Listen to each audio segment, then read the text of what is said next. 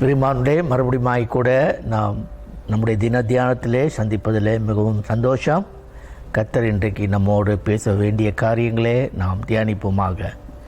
நாம் கடந்த 2 வாரமாக கூட நாம் ரெண்டு தவணையிலும் நாம் அப்படியே கூட ஞானத்தை குறித்து பார்த்து கொண்டிருந்தோம்.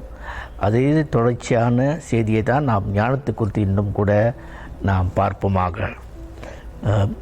எந்த ஒரு ஸ்திரியாக இருந்தாலும் சரி, எந்த ஒரு ஆளுநராக இருந்தாலும் சரி, எந்த ஒரு அதிகாரியாக இருந்தாலும் சரி, அவர் எல்லாருக்கும் ஞானம் மிகவும் தேவை. ஞானத்தோடு கூட கடந்த வாரத்திலே அப்படியே கூட நாம் ஞானத்தோட தன்மைகளே நாம் பார்த்தோம். ஞானமுடையவன் எப்படியா இரக்கமாக இருப்பான், ஞானமுடையவன் எப்படியாய் கூட நீதியை செய்வான், ஞானமுடையவன் எப்படியாய் கூட பிறருக்கு அப்படியாய் கூட அவன் தீங்கு செய்யாதவனாக அவன் அப்படியாய் கூட ஞானமாய் பிறரை அப்படியாய் கூட கட்டுவான் என்று கூட நாம் பார்த்தோம்.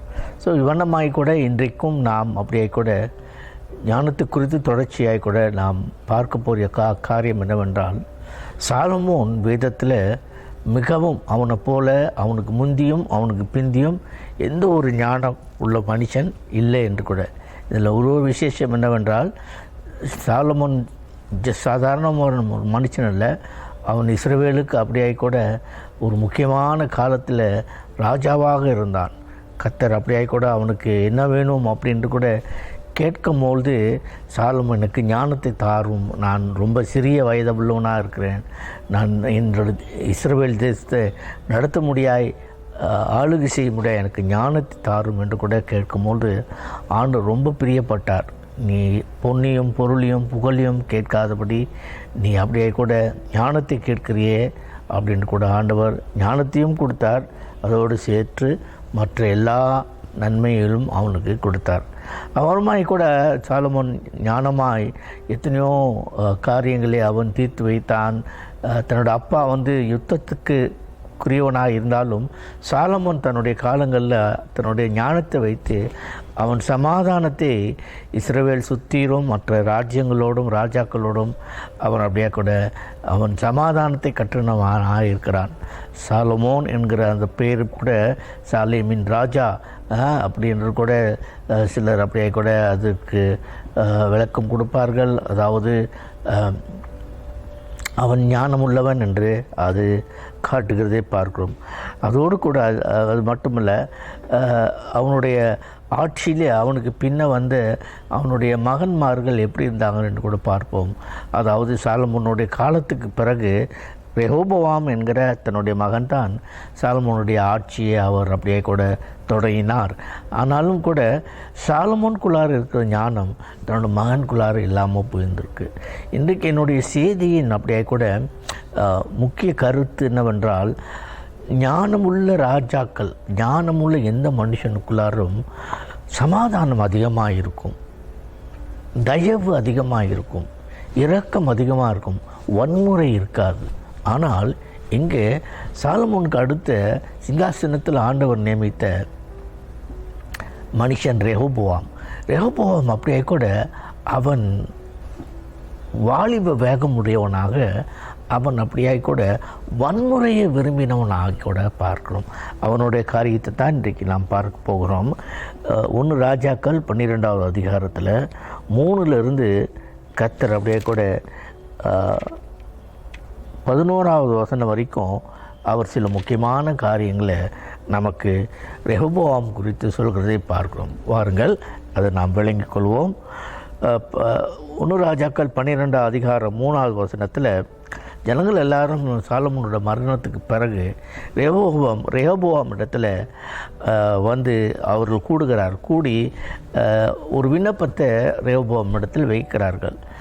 அவர்கள் சொல்கிறது என்னவென்றால், உன்னுடைய தகப்பனுடைய காலத்தில் நாங்கள் ரொம்ப பாரத்தோடு அப்படியே கூட எங்கள் மேலே பொறுப்பு திணிக்கப்பட்டது, நான் ரொம்ப எங்களுடைய தோள்கள் மேலே அதிக பாரத்தை சுமந்தோம், நீயோ அப்படியே உன்னுடைய காலத்தில் அந்த பாரத்தை கொஞ்சம் எங்களுக்கு அப்படியே கூட இலகுப்படுத்து, அந்த பாரத்தை கொஞ்சம் நீங்களாக்கு, எங்களுக்கு அப்படியே கூட பாரமான பொறுப்புகளை எங்கள் மேலே வைக்காதபடி, கடினமான சட்டத்திட்டங்களை எங்கள் மேலே வைக்காதபடி, எங்களை நீ அப்படியே கூட எங்களுக்கு அப்படியே கூட எங்கள் பாரங்களை இறக்கி வைக்க முடியாது கூட எங்களுக்கு ஒரு ஆட்சியை எங்களுக்கு நடத்தும் அப்படின்னு கூட. அப்போது ரெஹோபாம் என்ன சொல்கிறான் என்றால் கூட, போங்க, நான் ஆலோசித்து பேசின பிறகு 3 நாளுக்கு பிறகு உங்களுக்கு பதில் தரேன்னு. ஸோ வனமாய் கூட 5வது வசனத்தில் அதை சொல்கிறார். அதாவது 1 ராஜாக்கள் 12:5 3 நாளுக்கு பிறகு வாங்க அப்படின்ட்டு. அப்போ என்ன செய்கிறார், அங்கே சபையில் இருக்கிற மூப்பர்களை, தேசத்தில் இருக்கிற மூப்பரில் அவர் கலந்து பேசுகிறார் ரெஹோபாம். அடுத்த வசனம் சொல்கிறது, 6வது வசனம், 6, 7 வசனம் சொல்கிறது. அதற்கு பதில் ஜனங்கள் வந்து இப்படி கேட்குறாங்களே, நான் என்ன சொல்ல, எனக்கு ஒரு ஆலோசனை தாங்க அப்படின்ட்டு. அப்போது மூப்பர்லாம் சொல்ல ஆலோசனை என்னவென்றால், இங்கே 7வது வசனம் சொல்கிறது, உன்னுடைய வேலைக்காரர்களுக்கு நீ அப்படியே கூட ஊழியர்களுக்கு நீ நல்ல வார்த்தைகளை சொல்லி அவளை அப்படியே கூட நீ நிதானமாய் நடத்துவாய் என்றால் கூட அவள் என்றென்றைக்கும் உமக்கு சேவகர்களாக சேவை செய்கிறவர்களாக இருக்கிறார்கள்.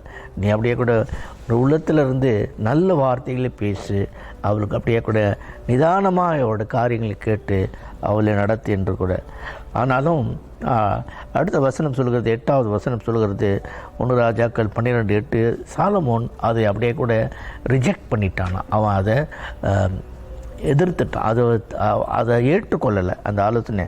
அதுக்கு புறம்பாக அவன் என்ன செய்கிறான்னு கூட, தன்னுடைய காலத்தில் இருக்கிற வாலிப தலைவர்களோடு கூடவே அவன் ஆலோசித்து கலந்து அவங்களுடைய ஆலோசனையை கேட்கிறான். அப்பொழுது அவர்கள் வேறுபட்ட ஆலோசனைகளை தருகிறதை பார்க்கிறோம்.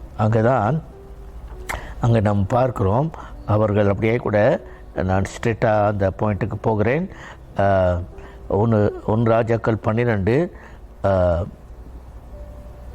10வது வசனம் 2வது பகுதி, உன்னுடைய தகப்பனார் ஒரு பாரமான பொறுப்பை அவர்கள் வைத்தார், ஆனால் நீனோ அவர்கள் முன்னாடி வந்து இப்படி கேட்கனால்னு சொல்லி, என்னுடைய சிறு விரல் என்னுடைய தகப்பனாருடைய இடுப்பை காட்டிலும் பெரிதாக இருக்கிறது. ஸோ ஆகையால் கூட அவர் உங்களுக்கு கொடுத்த பொறுப்புகளை காட்டிலும் அதிக பாரமான பொறுப்பு உங்கள் மேலே வைப்பேன் என்று கூட அங்கே 10வது வசனத்திலிருந்து 12வது வசனம் வரைக்கும் 11வது வசனம் வரைக்கும் அவங்க அதை சொல்கிறதே பார்க்குறோம். அதை கேட்ட அப்படியே கூட அந்த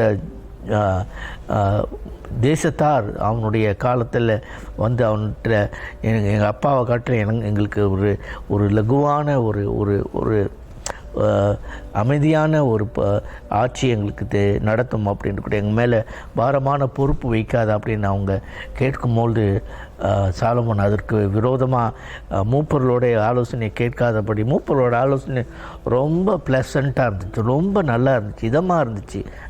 உங்களோட உள்ளத்துலேருந்து நல்ல வார்த்தைகளை பேசு, அவங்களை நிதானமாக பார்த்து அவங்களோட காரியங்களை அறிந்து நடத்த அப்படின்ட்டு கூட அவங்க சொன்னார்கள். ஆனால் அவன் வாலிபர்களோட அந்த காலத்தில் அவனோட காலத்தில் இருக்கிற நாகரிகத்துக்கு ஏற்ற அந்த கூட்டத்தாரோடு அவனுக்கு போகும்பொழுது அவன் பேசின வார்த்தையே ரொம்ப ஞானமற்றதாக இருந்தது.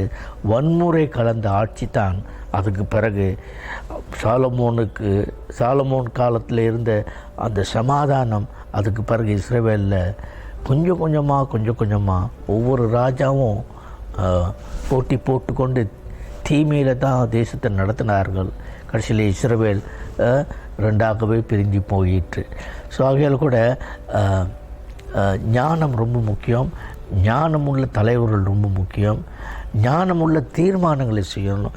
ஞானத்தின் முடிவு எப்பொழுதும் கூட சமாதானத்தோடும் நீதியோடும் நல்ல கிரியைகளோடும் கூட அது நம்மளே நடத்துகிறதா இருக்குது. வன்முறை அல்ல, போராட்டம் அல்ல. ஞானமானது எப்பொழுதும் சமாதானத்திலே காரியங்களே நடத்தும். நாம் இந்த வார்த்தைகளோடு கூட கண்களை மூடி நாம் ஜெபம் செய்வோம். நல்ல ஆண்டவரே, நீர் ஆண்டவரே பரத்திலிருந்து இறங்கி வரும்பொழுது ஒரு சமாதான புறாவை போல ஆண்டவரே எங்கள் மேலே வந்து இறங்கினீர். நீர் தந்த பரிசுத்த ஆவியானவரும் அவர் அப்படியே கூட தேற்றவாரனாக எங்களுக்கு சமாதானத்தை நடத்துகிற தேவனாக இருந்தார், எங்களை ஆறுதல் படுத்துகிறவராக இருந்தார், எங்களை தேட்டுகிறவராக இருந்தார். ஆண்டவரே எங்களையும் ஆண்டவரே சுவாமி தொடர்ந்து ராஜா நாங்களும் முடத்திலிருந்து ஞானத்தை பெற்றவர்களாய் இருக்கிறோம் என்று ஆண்டவரே அதற்கு அடையாளமாக சமாதானத்தையும் நீதியும் ஆண்டவரே சுவாமி கர்த்தாவே இரக்கத்தையும் எங்களுடைய ஆண்டவரே வாழ்க்கையிலே நாங்கள் காண்பித்து உடைய ஞானத்தை ஆண்டவரே நிறைவேற்ற உதவி செய்யும். ஆசீர்வதியும். இயேசுவின் நாமத்தில் ஜெபிக்கிறோம் பிதாவே. ஆமேன், ஆமேன்.